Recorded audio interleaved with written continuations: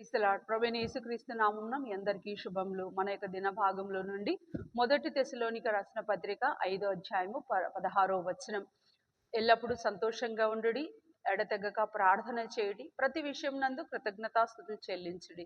ఈ 3 ఆజ్ఞలు మన యొక్క జీవితంలో బాహ్యమైన పరిస్థితులను బట్టి తారుమారు అయ్యేది కాకుండా ప్రతి సమయమందు బయట అది ఏదైనప్పటికీ మన సంతోషము తీసివేయవారు ఎవరూ కాదు. లో నుంచి వచ్చే సంతోషాన్ని బయటున్న పరిస్థితులను బట్టి మనం ఒత్తిడి చేసి మనము ఆ సంతోషాన్ని పోగొట్టుకుంటాం. ఒకవేళ ప్రభు మన మధ్యలో నిజంగా ఉన్నాడు అని మనం నమ్మితే తప్పనిసరిగా మన యొక్క సంతోషం ఎవరు దొంగలించలేరు.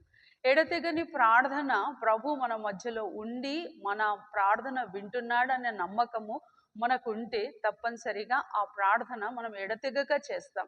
అంతేకాకుండా మూడవది, ఎల్లప్పుడూ కృతజ్ఞత స్తుతులు చెల్లించుడి.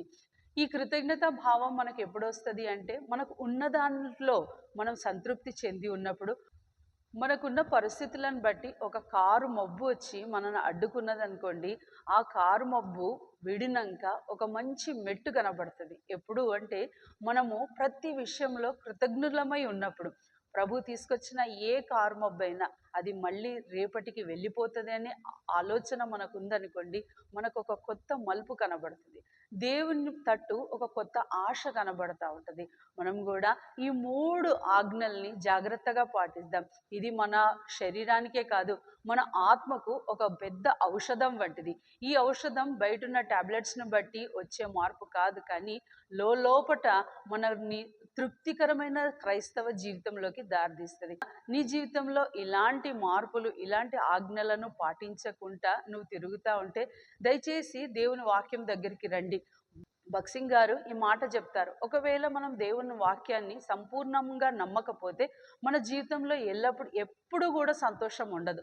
ఆ సంతోషం మనం పోగొట్టుకోకుండా ఉండాలంటే మనం నమ్మాలి ప్రభు మన మధ్యలో ఉన్నాడని, మనం నమ్మాలి ప్రభు యొక్క కార్యము మనలో జరుగుతుందని, మనం నమ్మాలి ప్రతి దాంట్లో మనం సంతోషంగా ఉండడం అనేది అది బాహ్యంగా నుంచి వచ్చేది కాదు, అది లో నుంచి వచ్చేది అని నమ్మాలి. రండి ప్రార్థన చేసుకుందాం.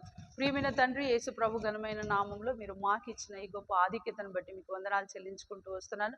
మేము నీ యందు ఎల్లప్పుడూ కృతజ్ఞులమై ఉండుటకు, ఎడతెగని ప్రార్థన చేయుటకు, దేవా నీతో సంతోషించే భాగ్యం మాకు దయచేయమని ప్రార్థిస్తే యేసుక్రీస్తు నామంలో ప్రార్థిస్తున్నాం తండ్రి.